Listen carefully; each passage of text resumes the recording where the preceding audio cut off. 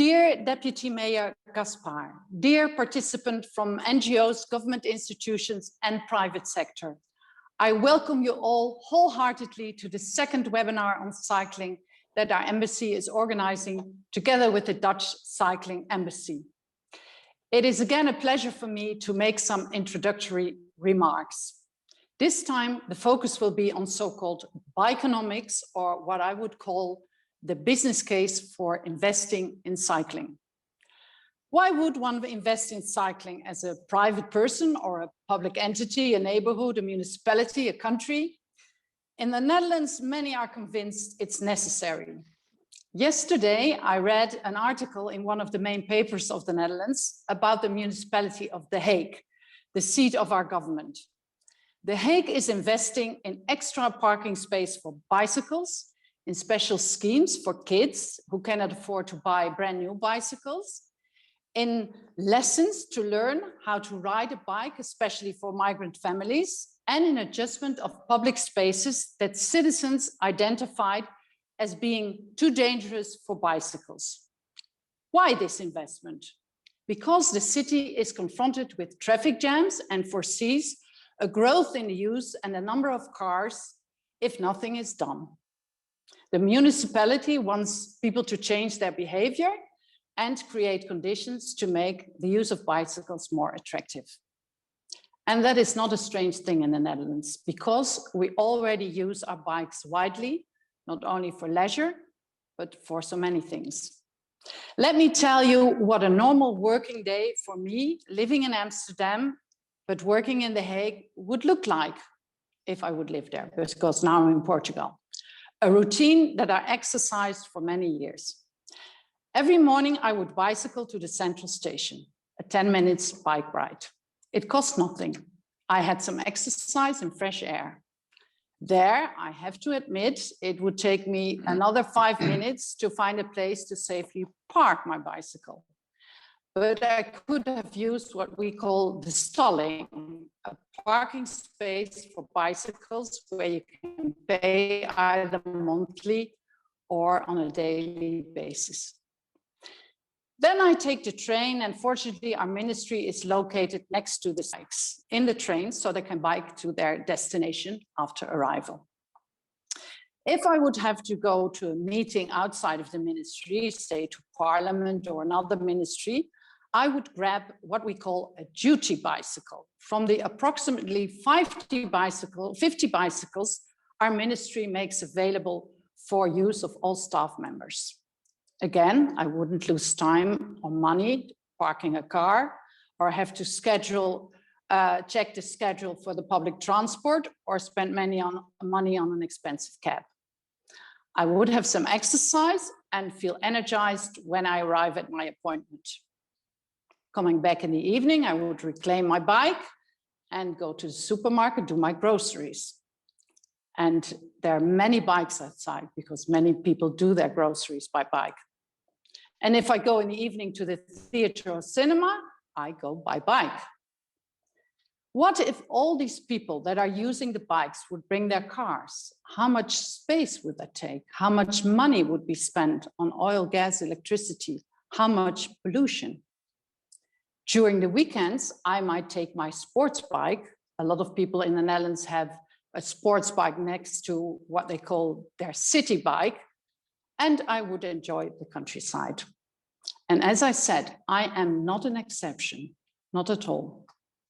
This all sounds maybe very nice, and the benefits may be very clear, but of course there's questions to be asked, and there's costs involved. Individual people have to buy a bicycle. That shouldn't be a problem here in Portugal, because Portugal is one of the main producers of bikes in Europe. But it is fair to say, not all transport can be done by bike.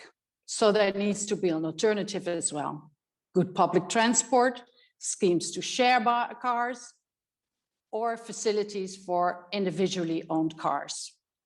And people have to be able to afford the combination of transport. Local governments have to invest in special lanes to make the transport by bike safe, And in certain terrain, this will be much easier than in others.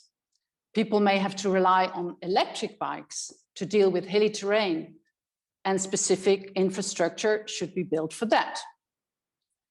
And there is the issue of availability of space to park your bicycle and do it in a safe way.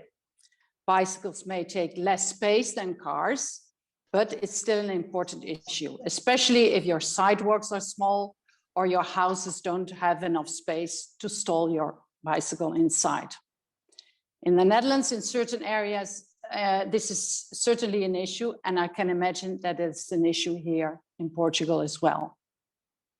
And finally, to make it work, you need not only a physical infrastructure, but also very important, you need a certain mentality and a certain behavior in traffic.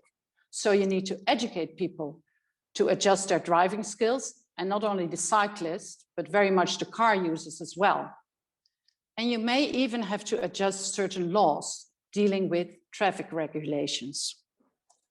In the Netherlands, as I said, we're convinced that it's worthwhile to invest in bicycle. But I think it is fair to ask the question, does it also apply to us in our situation? And even if you're convinced that in the end it will be beneficial, then you're still faced with the question, how much does this transition cost me? How long will it take? And how do I go about introducing this new trend? Since the investment only will pay off if many people indeed use them. So to convince people and to convince municipalities and governments to invest, you have to make a clear business case. And it's these questions that we want to address in this webinar. Of course, you don't start from scratch here in Portugal. I've seen in the short time that I live here in Lisbon, many special lanes are constructed, facilities are being offered, and the number of people using the bikes is increasing. And maybe COVID has some benefits here. So to improve the business case, it will be very important to learn about your experience and address the specific concerns that you may have. Therefore, I would like to conclude my introduction by encouraging all of you to be active participants, to share your concerns and your critical questions. Then this webinar will be a success. And do not forget, the embassy is very open to hear after the seminar if you're interested in an even more in-depth exchange on ideas on how to make the business case for cycling in your environment. Interesting last detail, the related concept of smart mobility does fit very well in the transition that the European Green Deal and the related funds foresee. I think that's an optimistic thing to know. Thank you very much and have a good webinar. Thank you so much, Ambassador. And welcome everyone. My name is Chris Brundlett and I am the Marketing and Communication Manager for the Dutch Cycling Embassy. It's my pleasure to be your host and moderator this morning. Just want to certainly acknowledge the kind support and assistance of the Embassy in Lisbon. They've made this series of webinars possible, and this is now the second in the series of webinars that we've been hosting with this a series of Dutch and Portuguese experts to help the Portuguese market and well, with an eye on the VeloCity conference, which will now be taking place in Lisbon in September, in the hopes that we can leave a lasting legacy when that event is held there in the start of the autumn. A little bit about the Dutch Cycling Embassy. We are a public-private partnership between the national government here in the Netherlands and about 75 different organizations that work in the field of cycling, two of whom you're going to hear from today. But we exist specifically to export the knowledge and expertise that exists here. This is a country that has been building cycling networks, cycling infrastructure, cycling policy for the better part of 50 years and has a lot to potentially teach the world. So we're exactly here to help your city, your region, your country start implementing these ideas in your own context. This is our itinerary for today. We have 3 great speakers lined up. Just want to encourage you to perhaps introduce yourself in the chat function. Certainly share any questions that you have that we'll hopefully have a good 20 or 30 minutes for Q&A at the end of the presentations. Just want to note that this is being recorded and we will be sharing the video recording and the slide decks when we are done at the end of the day today. So without further ado, I'm going to introduce our first speaker. He's the Deputy Mayor from the Municipality of Lisbon, Miguel Gaspar. The floor is yours when you're ready to go. Okay. Thank you very much. And sorry for crashing a bit late here, but these are online meetings. So we can do it in a more discreet way, but sorry for being late. But first and foremost, I thank you, the Embassy, for the invitation and for the initiative. I think we have a lot to learn with the experience of the Netherlands on the use of the bike. I always think that as a policy that good ideas are good to copy. And since if you can learn faster with others, I think we don't need to do the same mistakes, and therefore actually accelerate the change in our cities. And this is all about the change and the need that we have to do this change, especially to the compromise that. Well, it's quite simple. We just promise our children and our grandchildren that we'll give them better cities by 2030. It's as simple as that. So we must act. And if you put the things in perspective on the time of the cities, 10 years go. It's very, very fast. I usually say that 10 years, it's one day in the city life. So that just means that we need to act now and do it. Just do it. I'm going to share here my screen. Let's see how this works. Hopefully it works fairly well. Hopefully you are trying to start seeing the presentation. It's just a few slides that I have here to support my speech. But yeah, I think it's going well, right? You are seeing the PowerPoint, I guess. Yeah, perfect. So this is just to give you a rough idea of what we are doing here in Lisbon. And the most important thing that we have, the most important KPI that we have in mobility is a modal split.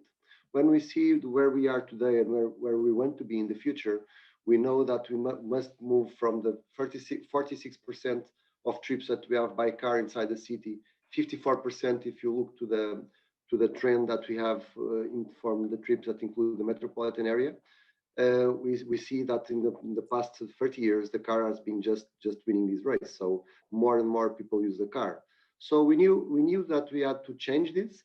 We had to make people to create options for people to use less their car and use the other stuff. And so we knew as a policy for the city that we should push all alternatives for the car. When we speak about bicycles, people always say, "Oh yes, you are speaking about bicycles, but what about the public transport?"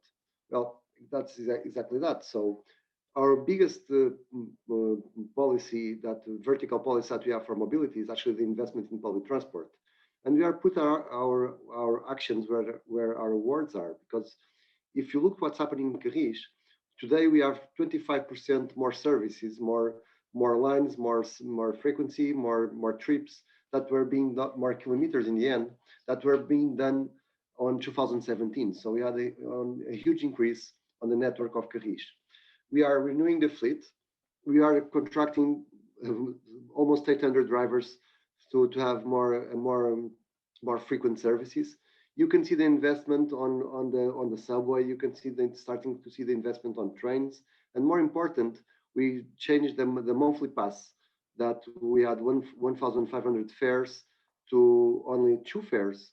And in one single year, we increased the trips by almost 30% in public transportation. So yes, the backbone of our policy, it's increased the public transport. But we also think that we have to provide a more friendly environment for people to choose to use the bicycle if they want to. And what we felt is that there was no choice, because people didn't feel safe in the city. And in that sense, the city was not inclusive. So if you want people to choose not the proper, because you can choose whatever you want, but if you want people to have the option to use the bicycle in their context, in their possibility, you have to make them to feel safe. And the city, let's be fair, was not designed for bicycles. So what we have been done in the past years, it's a transformation. That we believe that will bring more people to use the bicycles, and because basically we have a huge potential to cycle in the city of Lisbon. Most of our trips are under 5 kilometers. Most 1/3 of those trips are actually made by car, and maybe some of the people would like to choose other mode of transport. The speed of the car is not that much, and even public transport. So bicycles can compete or be faster than the car and the public transport, meaning that they can be more convenient. And when you put it in perspective, we have almost 1,700 kilometers of roads in the city, and we only have 120 kilometers of cycle lines, and we want to reach 200 kilometers. So we believe that bicycle can be efficient in the city of Lisbon, and we can be inclusive and equitative, because it's actually quite interesting when we start deploying the cycle lanes in the city of Lisbon. Things that's actually like people using wheelchairs actually sometimes use the cycle lanes because it's more comfortable than even the sidewalks in the city. And by the way, I would say apart from the public transport, having proper sidewalks and proper crossings, it's actually one of the main goals also of the city. So improving the pedestrian environment, the quality of the system for pedestrians, improving public transport, and also improving the bicycles. So we are acting in all the dimensions. For bicycles, we have mainly 4 dimensions, which is a cycle network, to have a safe and proper cycle network, especially between boroughs, because inside the local neighborhood, basically, the street should be safe and the speed should be slow, and maybe not necessarily to have cycling infrastructure, because if the street is safe and slow, then you don't need specific cycling infrastructure, but you need the connections between the neighborhoods. We need to have bike parks, places to park the bicycles. We are supporting the funding and also a cultural change, behavioral change in schools and providing programs to kids to actually to know how to ride the bicycles. Because one of the things that we just learned is that too many kids in the city of Lisbon didn't know how to ride a bicycle, and that was something that was a concern for us. So basically, we want to double the size of the network between 2017 and 21. And creating these connections that I've just told you, and make it safe for all ages. We have people from all ages cycling, from the age of 4 to the age of 83 at least. It's the oldest cyclist that I know in Lisbon, but probably they are older. But we also know that between the teenagers until 50 years, it's a huge potential for cycling in the city of Lisbon. And we see more and more people cycling. We want to deploy this network, which is basically a network that connects all the main areas of the city of Lisbon. And when we want people to understand this network as they would understand the subway network. So that's why we are pushing this kind of design and communication of the network, so people know that there are connections that they can use. And also we have all the kinds of projects. We can see this kind of project that we see that are very powerful projects of transformation of public space, where places where the car was absolutely dominant, and we create broader sidewalks and cycle lanes. We transform the neighborhoods and create more space. We took the cars from the sidewalks. We put the cars in order. We create a safe environment for bicycles by a deeper intervention in the public space, and that's also something that we'll keep doing. But let's face it, it's a bit slow because the transformation of public space is slow. But then we start pushing also the pop-up cycle lanes, which it's a way where we can act faster in our city and deploy a safe network without a major intervention on the public space. And here you see 3 different examples of what we have done here. And more important, people ask, "Oh, you are doing these cycle lanes, but no one is using it." It's not true. If we create the network, we get the bicycles. I always say that between the egg and the chicken, I always choose the egg.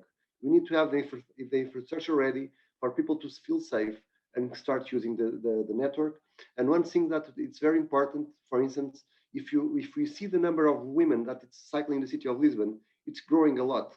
And that's quite important, because we know that women usually have a more sensibility to risk. So if we have more women cycling in the city of Lisbon, it's because the network is being perceived as safer. And that means that we are doing the right steps and going on the right direction. And the number of cyclists, I think it increased around 2.5 times in the past 3 years. So it's growing very, very fast. Actually, in the COVID, there was a huge drop in public transport. There was a significant drop in cars. I think it's around 45% in public transport and around 20% in cars.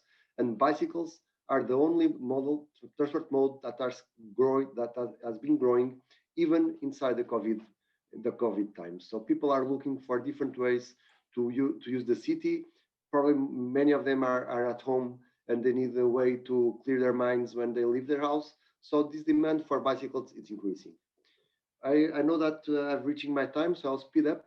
So it's just to say that we have increased a lot the on-street parking for the short-term parking for bicycles, street dogs. The best way to take bicycles out of the sidewalks and scooters is to provide proper places for people to park them, to provide options to people to park the bicycles in the public space. So we have been increasing this network a lot, and we have a partnership with Mubi to have where there is a website where people can ask for more places to park the bicycles. But also we are pushing a new solution, and this is just our prototype, which is a long-term parking that we are going to have in most of the public parking places for cars in the city. That inside the car park you'll see a separated area where you have a place to park your bicycles with a controlled access. We think this is very important because most of the people that live in Lisbon don't have garage. Bicycles are getting more expensive, especially the electric bicycle, that it's growing a lot. And so we have to deploy and propose safe places for people to park their bicycles. We are starting in the next couple of months, hopefully in March, we'll have the first places here which are 13 closed parking spots. But on top of these, other parks will come that are being managed by private companies in the kind of concessions that they have with the city of Lisbon. But also we are looking forward to grow this network all the years from now. So we know that we need to increase this kind of places. Also, find ways to create proper places in the street that we are also doing right now. These are the examples of short-term parking that we are deploying in the city. And finally, my last slide, the behavioral shift, which is two things that I think it's very important. One is this fantastic project, which is the bicycle trains that is being promoted by the service of the city, but in association with citizens that volunteer to produce these bikes, these trains, and it's just a way for bring a bunch of kids in a controlled environment to school, and they get the competence to learn how to ride in the city. But also the Lisboa Sem Rodinhas, the first line, which is Lisbon without wheels, the wheelies, the small wheels in the bicycles. It's just a way to make sure that all kids in primary school will learn how to ride a bicycle. Then, if they use the bicycle or not, it's with their parents, they make the choice, but we are giving them the competence to use the bicycle. And finally, we are also pushing the funding of personal bicycles. We already funded more than 3,000 bicycles, and it just been approved last week, the program at the city council to keep the program. And now we just have to approve it in the assembly, which is just a matter of time. And so we'll keep pushing this funding for the people that want to ride a bicycle in the city of Lisbon.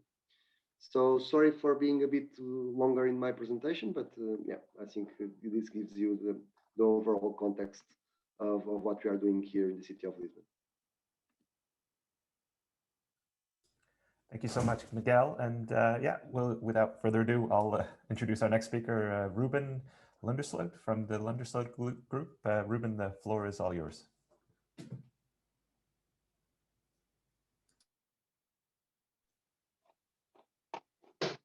Yes, thank you, Chris. My presentation is visible on the screen for everybody now. Perfect. Then we go on. Yeah, I'll do a short presentation regarding which things you could add to the team of Bikenomics, how to get people on bikes.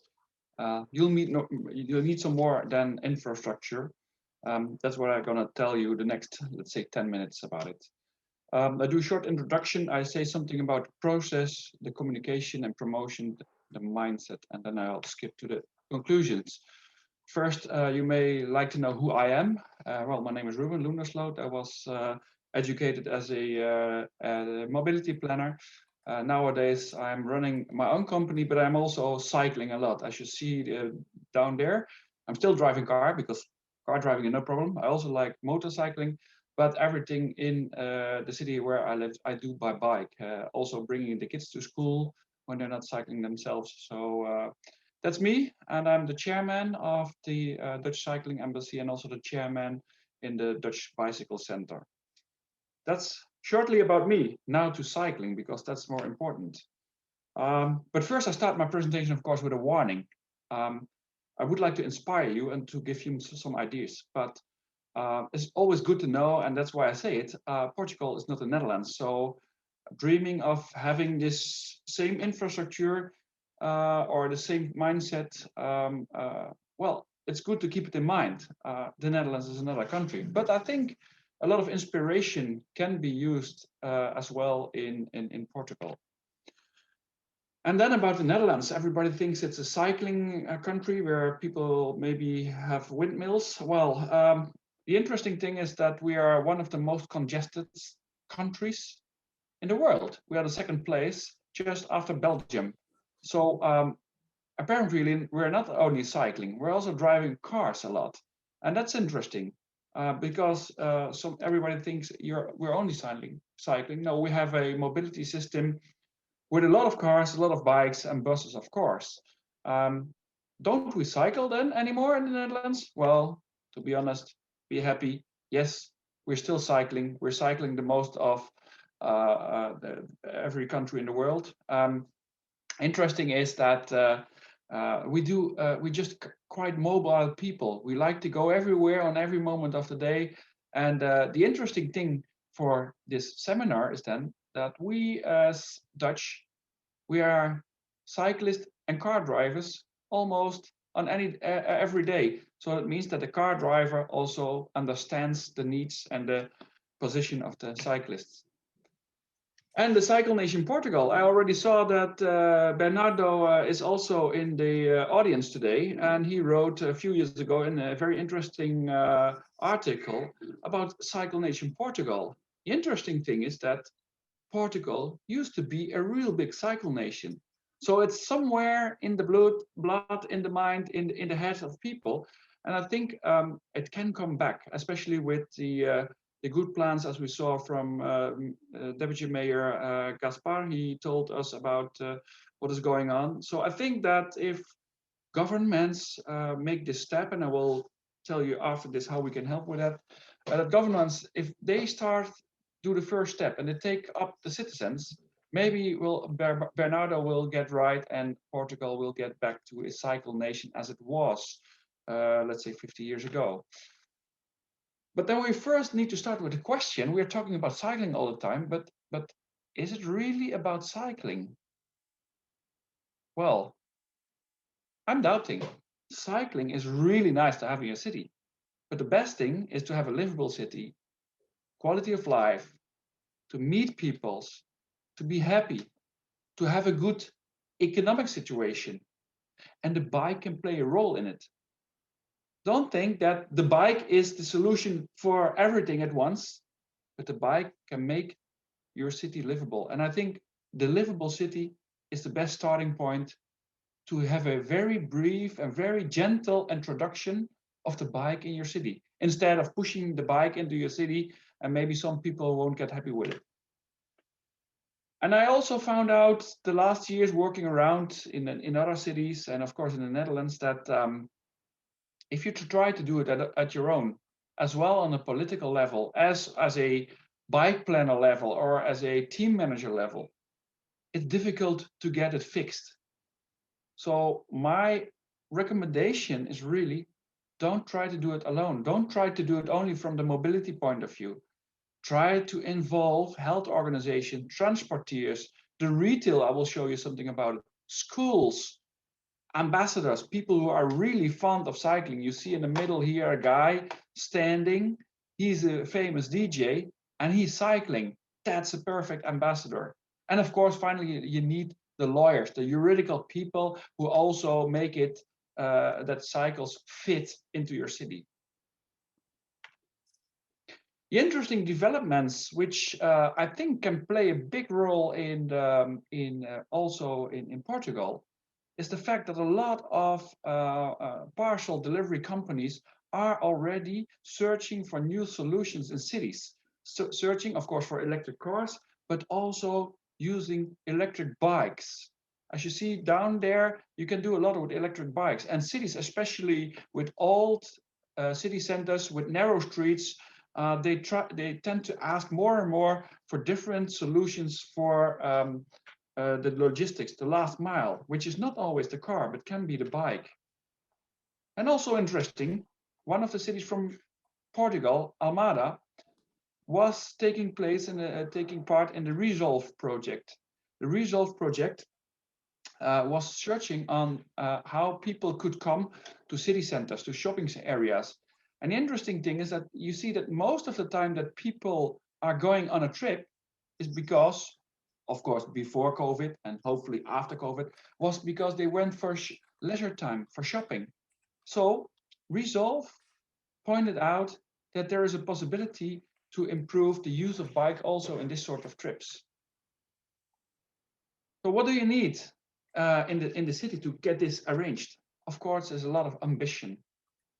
And I think, to pick it out, very important, you will get some critical sounds if you're doing it.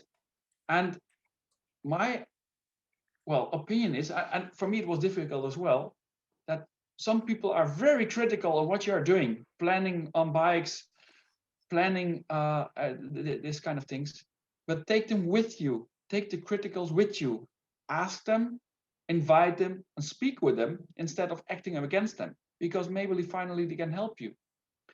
And then also try to involve not only you as bike planner, or maybe as you as an official in bikes, but involve also the management. I mean, it's not a bike planner's paradise. Not everybody is liking the bike, so try to involve more than only bike planners and engineers, and you will come a step further. So it is not only an issue for the mobility department. I think the department of social things and the department of economics can be very important in putting the bike in the right position.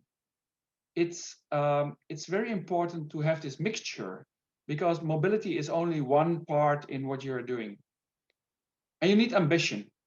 Without ambition, you won't be able to get the bike in this position, to give the parcel deliveries to bikes. But also be realistic. Be realistic what is feasible in your country, in your city. And it's not always as much as you would like. Sometimes you may start a little smaller. With participation, you will come much further. Here, down there, you see a picture of the Napoli Bike Festival. Napoli is not really a cycling city, or I should say, was not a cycling city.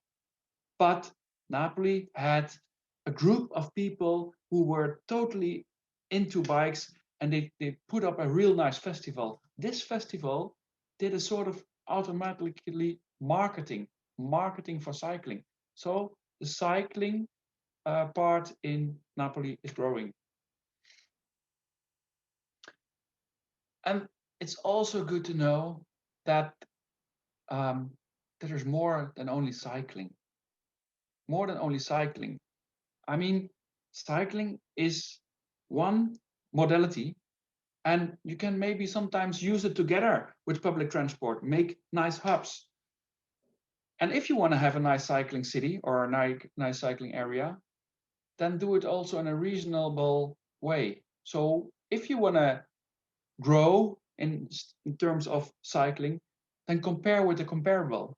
Don't try, for instance, to compare with Copenhagen or Amsterdam, because the mindset, the way people are used to it is totally different there. Nienke already told us about how life is going there. It's not the same there. So compare with the comparable, then you get reasonable goals and people will believe in it. And After this, I will go to some small last content points. But I think one issue is very important, is take your time. Everybody thought that the Netherlands were always a cycling nation and we are cycling and we're doing it. Well, yes, we were cycling always. But to become the real cycling nation, it took us about 40 years. When you came in the 70s to the Netherlands, you won't see that much bikes. We had a lot of cars and a lot of casualties. So take your times and the right responsibilities. Well, the first things, and I think you already started with that in some parts of Portugal, is just make the bike visible. The pop-up bike lanes, like we saw, really helps a lot. But also other actions and events like this webinar, but hopefully some real conferences will help to get the bike in the mind. And pick out your, let's say, your ambassadors.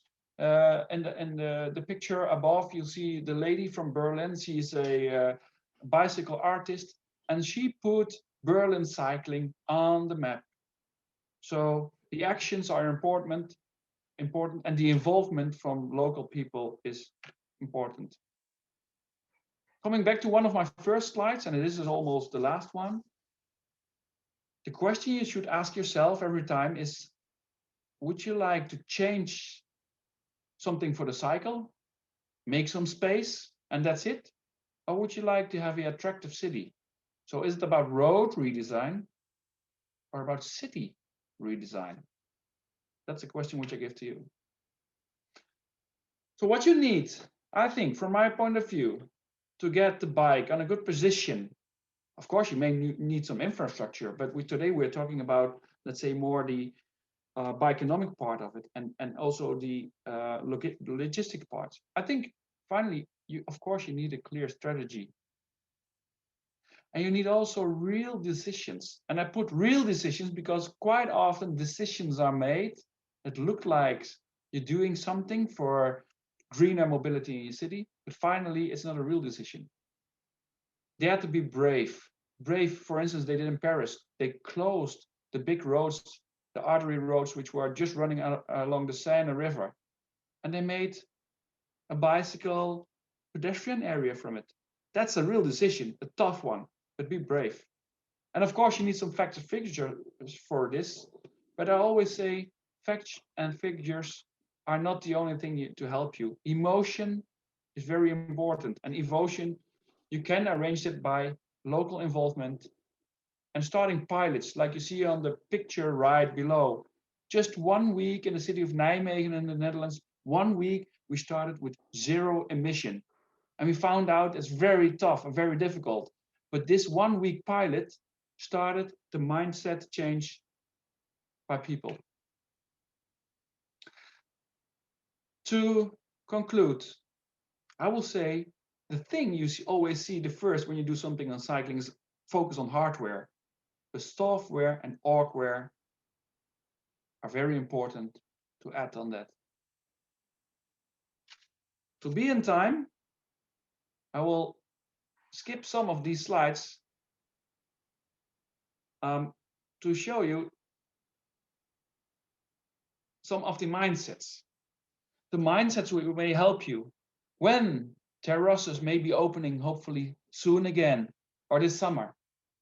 Try to tempt people to go by bike, by nice actions. I can tell you more about it. Also, try to not to push only from the governmental side to make people cycling, but organize communities like Rotterdam did, or even a small town like Goes did. Goes is really good in getting people on the bikes, by changing the mindset by communities who are talking on it. And this is the real last, or the last slide before I conclude. Cycling is just a part in the city. The livable city is the higher goal, in my opinion. Cycling is very important in that, and cycle logistics can also help to make your city real more interesting. But walking makes people healthier and is also very important. Multimodality can help people to make good decisions on mobility. because they are not cycling for 30 kilometers, maybe 5 kilometers, and then change to a tram or a metro or a bus. And in cities, people are living in the age from, let's say, 0 till 100, but on the streets, people are from 8 till 80. So make also solutions where all people can benefit from. And not only the tough 40-year-old man who is on a bike, very tough, no problem. Also the more vulnerable people. To conclude, I think cycling is very much more than infrastructure. Changing the mindset, having a good participation, building up the communities, having important ambassadors, just normal people, but maybe a DJ or nowadays a vlogger, which can help you very good in getting the bike on this picture. And then do some stakeholder management. If you and your colleagues are talking with people, do it on such a way that the bike should not be pushed in, but to have a nice stakeholder management. Because it's not about the bikes, it's the city and its people. That's why we're doing it for. Thank you for your attention. Thank you so much, Ruben. And without further ado, we'll move along to our third and final speaker today, Kees van Ommeren from Decisio in Amsterdam. Kees, go ahead when you're ready. Yeah, thank you, Chris. My name is Kees van Ommeren. I'm a transport economist and the founder and one of the partners of Decisio in Amsterdam. And our company does research in the field of mobility and city development, spatial development, from an economic point of view. And the last 10 to 15 years, I've specialized in cycling. So I call myself, and I think I'm the first one, a bikenomist. And that's what we do mostly, bikenomics in the Netherlands, but also in other countries. We also have an office in Turin in Italy, where 5 people work. So we also have the experience of working in less cycling developed countries, if I may call so. And one of these colleagues made a video which really explains what bikenomics is, and I would like to share that video with you.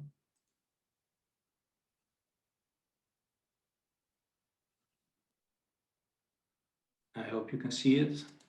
Welcome to this knowledge clip. My name is Matteo Jar from Decisio, and today I'd like to introduce you to bikenomics, what it is, how it is done, and how to use it effectively for getting cycling on the political agenda. Why is this relevant?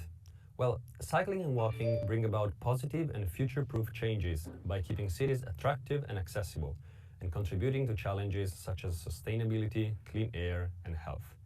Now, everyone understands these emotionally, and yet, so many cycling and walking projects don't get funded because politicians think the investment costs are too high or their contribution to the economy seems negligible or intangible. But what if we get the numbers right and show what is the value of benefits that are associated with cycling? Would we be able to get cycling on the agenda by showing the value of the benefits it creates, not only for those who cycle, but for the whole society? And ultimately, how to assess such value? The answer is through bikenomics. So let's start with what it is. The term bikenomics simply indicates economic thinking applied to cycling. Now, when people hear economy, they think money. But money actually is just a unit of measure for something else, which is value. In principle, the more you pay something, the more value you attach to it. Bikenomics studies how the activity of cycling influences society through the value of its impacts. So, how is it done? The core principle is to list and assess the societal impacts associated to cycling and other mobility forms and assign them a monetary value.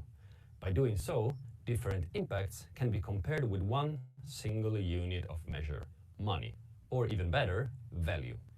But where does this value lie for cycling? In many places. For example, the increase of physical activity helps preventing serious illnesses such as tumors, diabetes, or cardiovascular diseases, and thus decreases the burden on the healthcare system by a substantial and quantifiable amount.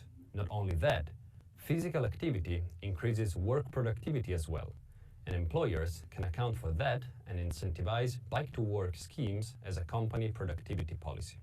Moreover, cycling prevents harmful emissions to be produced, which represent a burden for society as they contribute to the damages of local air pollution and climate change. Finally, one of the most important factors, the fact that cycling decreases congestion and thus saves collective time, which is highly valuable in economic terms. All of these factors and many more contribute to the impact cycling has on society, and the same is true for any form of mobility. Now let us introduce an example to see how this works.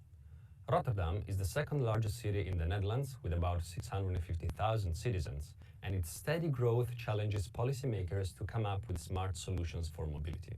We imagine the future scenario in which cycling increases from 7 to 12% and walking from 3 to 5% as a share of kilometers in the model split by 2024. Through Bikenomics, we can answer a simple yet fundamental question. Is such scenario worth pursuing? Through a collaboration with Soigneur, we at Decision assess the impacts associated with such increase of active mobility in Rotterdam. The additional cycling and walking would save an equivalent 19 million euros per year in lower emissions and environmental impacts. If all cyclists could also cycle 1 kilometer per hour faster only, for example because they have to wait less often at intersections, this could be valued at over 26 million euros per year. The health gains from more active mobility are perhaps the greatest of all. In our scenario, the societal benefits of fewer diabetes patients only are 13 million euros per year. And what about the use of space? If the 50,000 additional households in Rotterdam could avoid purchasing a second car, this alone would yield more than 5 million euros per year because of the saving of space. These figures show that investing in cycling is highly beneficial for those who cycle, for those who drive, for the economy, in short, for the whole society, and that Bikenomics can help put cycling on the political agenda by pointing at the economic benefits it delivers for society. Now, I know what you're thinking. Come on, that's the Netherlands. There it is easy. This is not Amsterdam. Well, that might be true, but our Bikenomics studies in Italy, the US, the UK, Peru, and many other countries show that cycling pays off in most cases, although the effects differ from country to country and from case to case. Where can you start to dig deeper about Bikenomics? You will find more examples of Bikenomics application developed by Decision on the website of the Dutch Cycling Embassy, as well as the text of this knowledge clip. For more information, please visit our website. Feel free to drop me an email or check out the additional material that we are providing at the end of the clip. Thank you. So that was, I think that was an introduction to Bikenomics in a nutshell. And what Matteo just told actually is what Nienke at the start of the webinar mentioned. It's actually the business case of cycling. And we do that both in financial terms, but also in social terms, where we put all the non-financial effects also into monetary terms. I would like to add 2 points. One of them is that Bikenomics is also about shops and parking, for example. Of course, and also in this one, as the Deputy Mayor said, there's a lot of opposition from shop owners, for example. And of course, shop owners, they tend to overestimate the importance of the car and parking to their clients and to their shops. But in some cases they are right, in some cases they are not right. But that's also Bikenomics, and we have a lot of knowledge about that. And the second thing is jobs. I think, of course, reachability of a city, mobility in a city is one of the main success factors for a city. So in order to have success and to create jobs, the bicycle is very important. But more than that, people who ride bikes spend less money on gasoline and cars. And the money they save, they spend on other articles and services. If you make the calculation, that would lead to more jobs. I'm sure that that's the same for Portugal than spending the money on gasoline and cars. And finally, I think, and that is of course also bioeconomics, the opportunities that cycling gives to bicycle tourism, also in cities. If you have a nice cycle network, it may mean that guests who might stay an afternoon or a day longer. And of course, they spend more money, and that also generates money and jobs. So, well, hopefully this gives you a rough idea about the contents of Bikenomics. Thank you. Thank you so much, Kees. And so we have about 10 minutes for questions. If anybody has any questions for any three of our speakers, please do so, share them in the chat box. Maybe I'll just get started by inviting Miguel to react perhaps to the other two presentations and where you see the relevance for your particular city and the quickest wins in the field of bikenomics. So in these new times, sometimes you have the kids near us, so you see a beautiful background, but there are kids around. Okay, so if there is some, if there is a second intervention, well, it's a cyclist, it's a younger cyclist. Well, but just to it's actually it was a quite interesting contrast when I was saying that I do like to copy ideas, and then the first slide was do not copy. Well, I still believe that you should copy. And I think we should learn a lot from others, but what others have done well. And I think we should learn, even if the lesson to be learned is that we don't change the city fast. It takes time to change the city, and we know that. For instance, I am very happy and very proud of the path that we are doing here in Lisbon, to deploy the infrastructure, to have more bicycles, to see the bicycles growing. And I'm saying that bicycles are doubling.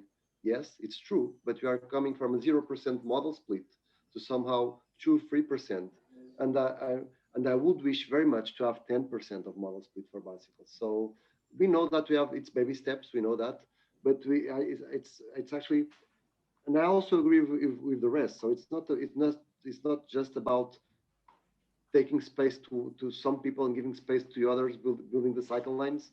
It's about to explain the importance of bicycles and to explain the importance, not bicycles, of the lifestyle. I agree on that. So the use of the bicycle, people use the bicycle in the city because they believe it's convenient. They like to get the wind in their face, and maybe they like to whistle while they ride the bicycle. So it's about the happiness, and it's about the way that people live the city.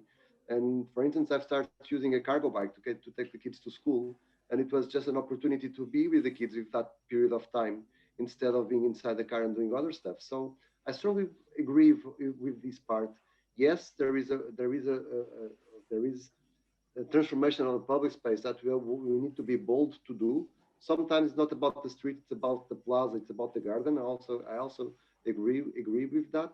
But for sure, there is a side on the culture side, the conversation going on, to have the stakeholders, the opinion makers, the YouTubers, the people from the Instagram, the kids in the school, the parent association. We have to involve all the society in this transformation, and most important, the kids, because we have 75,000 kids in the city of Lisbon that have 150,000 parents and some grandparents that have their mobility impacted by the kids. So if we start acting on the kids, giving the means and the ways and the communication and the conversation, they will change the behavior of the families because they will like to use the bicycle, and they will challenge their fathers to use the bicycle in the weekend. And we start seeing families in the weekend all together, the mother and the father and the kids in the middle and behind. So we start seeing that. So yeah, so just to agree with all the dots, basically, it's not only about infrastructure, it's about the lifestyle, and it's about bringing people to this conversation. I agree on that. Okay, great. Do have a couple of questions. So there's one specific to the COVID-19 recovery plan in Portugal.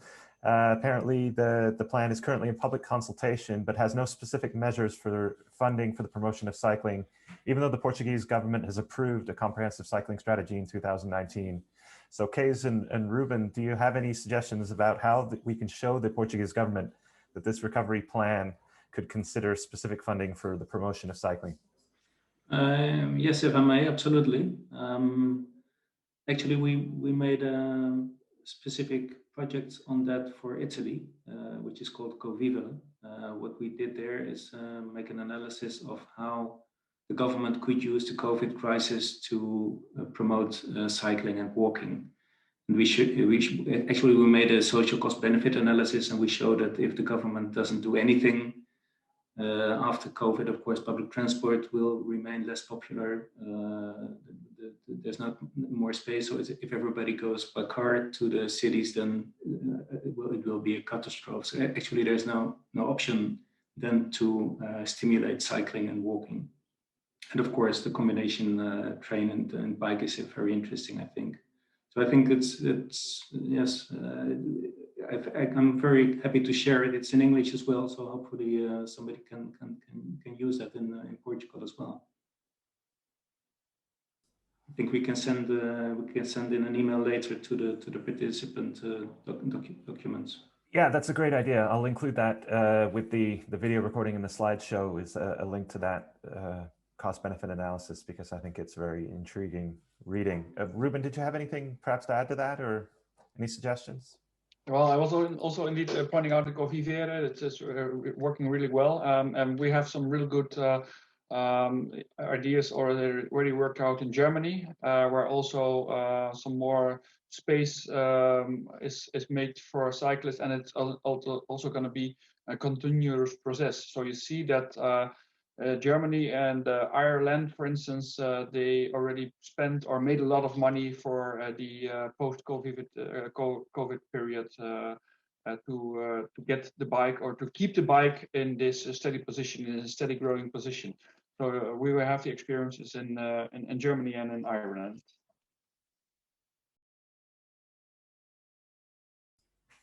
Thank you so much. So yeah, the next question is, I guess, we talked very much about the focus on the positive benefits of increased bicycle use, but somebody was wondering about quantifying the negative impacts of increased car use. And you kind of hinted at that case with this cost benefit analysis, but is this something that you've quantified in terms of those externalities on lack of physical activity, car crashes, congestion, noise and air pollution? And have you been able to put a number on those externalities? Yes, and actually what we do when you make a social cost benefit analysis, you compare the situation, for example, a cycle plan to a reference situation in which the cycle plan does not exist. And in this reference situation, of course, this is not the current situation. It is continuing the current situation. So it might include the increase of cars, the increase of people living in the city, the lack of space. So all those effects are taken into account in the reference situation. And then you compare that reference situation with what you plan to do. So actually in a social cost benefit analysis, you always take also the negative sides of both cars and also public transport, which is quite costly. That is also being shown in the cost benefit analysis. Anybody else have anything to add to that, or should we move to the next question? Okay, so there's a question in regards to the cycle-friendly employer incentives and programs in the Netherlands, and we don't have a lot of time, and maybe this is a good topic for a future webinar, but Ruben or Kees, can you maybe talk a little bit about the current programs that are in place to encourage bicycle commuting and travel with employers here in the Netherlands? Yeah, if I can shortly add something on that, thank you, Chris, is that two things. One, you see that the question is also, should not a higher positioned manager or whatever go on the bike? I have some real interesting experiences from Lithuania and one of the Baltic states, where the minister brings his kids to school every day by bike. He made a video of that, and that video really gone viral because it was like, hey, it's not only they are talking about the fact that you could go by bike, but it's also seen doing this by somebody. So I think this kind of ambassadors or viral going videos could help. Second thing about the plans itself. Currently, I'm working with one of the biggest employers of the Netherlands, also in car use, ASML, one of the chip producers in the south of the Netherlands. They have a car share of, I think, almost 70%. And people are really are tempted now to go there and buy a car, but we have to change it. These programs are working very well in terms of getting people to bikes, incentives, also, of course, from the money side, the financial side of view, doing some things, but also just offering a lot of opportunities. And I think offering of opportunities together with like ambassadors may really help to get people more on the bikes. And these programs and schemes are at a lot of companies, and they are developed mostly together with government, regional governments or local governments sometimes. So there are a lot of good examples of that. If I may add one thing, Chris, I completely agree with Ruben. We are currently working on a dashboard. It has not been launched yet, but a dashboard where companies can calculate the profits they can make if their employees have a more active life. So it means cycling, walking, but also taking the steps instead of the elevator. And then they can make a calculation, actually a business case. So what if we pay our employees 10 cents for every kilometer that they ride their bike? What good does it, what revenues does it gain to us? And by the way, it also calculates the revenues to the person, him or herself. So the medical cost, the longer life, the less sick days. And it is, of course, it is the reduction of sick days, but also it is the gain of well, productivity, as the deputy mayor said, it's happiness, being more open, being so. It's very hard to put a finger on it, but everybody who is active is more productive in his work than somebody who moves too little. Okay, I want to be respectful of everyone. May I just add just a very fast comment on that topic? Of course. One of the things that we wanted to use, we were the Green Capital, the European Green Capital in 2020. And one of the things that we want to do on that in the Green Capital, it was to launch a commitment from companies for the next 10 years here in Lisbon. So we call companies to make a kind of a pact. We call it a kind of a green deal here in the city. And it was actually quite interesting because for many, there were 200 companies that signed the pact. And one of the most common compromise was to get better conditions for people to cycle to work. And this actually started before the COVID, but there is a strong belief that these COVID times actually will accelerate that wish for people to cycle to work. And some companies start feeling the need to increase their facilities to receive the bicycles, to have proper parking, maybe some charging facilities, whatever, to support that change in the behavior of people. So it's actually something that we start seeing also to happen here in Lisbon. Fantastic. I want to be respectful of everyone's time. We are over now, so I'm going to just wrap up. Still lots of questions in the chat box that we unfortunately haven't gotten to, but if you have any burning questions, inquiries, please email me directly or connect with one of the experts, and we'd certainly be happy to follow up with a conversation on this topic. I'm going to finish up with just a couple of plugs for resources that we have available to continue this conversation in your community. Okay. So we just published a book of best practices from the Netherlands about 3 or 4 weeks ago that has about 50 different case studies of infrastructure projects, policy projects. The social cost benefit analysis is available here. A very practical resource for taking some of these ideas and implementing them in your city. You can download that for free in PDF form from dutchcycling.nl/best practices. The video that Kees showed is one of 13 knowledge clips, cycling knowledge clips that the Dutch Cycling Embassy has produced. And they're all available on our YouTube channel and on our website. Little 5-minute explainer videos on a variety of topics, from bikenomics to roundabout design, to the bike train combination, to bicycle parking design, bicycle network design. You can find them all at dutchcycling.nl/knowledge-clips. And last but not least, on the topic of Bikenomics, we've, in partnership with Decisio and the World Resources Institute, published this 2-page pamphlet on the topic of Bikenomics and how cities can save money by investing in cycling. It has been translated into Portuguese, so you can download it, distribute it, use it in your city or region. That is available at bit.ly/WRI-Bikenomics. So again, I'd like to thank all of our speakers for their valuable contributions. Thank the Netherlands Embassy in Lisbon for their support of this event. As I said, this is hopefully an ongoing series of webinars. So if you have any ideas, suggestions for topics that you would like to see covered in future webinars, please don't hesitate to get in touch. We are here to help, as I said. We are at dutchcycling.nl. info@dutchcycling.nl. Thank you everybody for tuning in today, and see you again soon. Bye for now.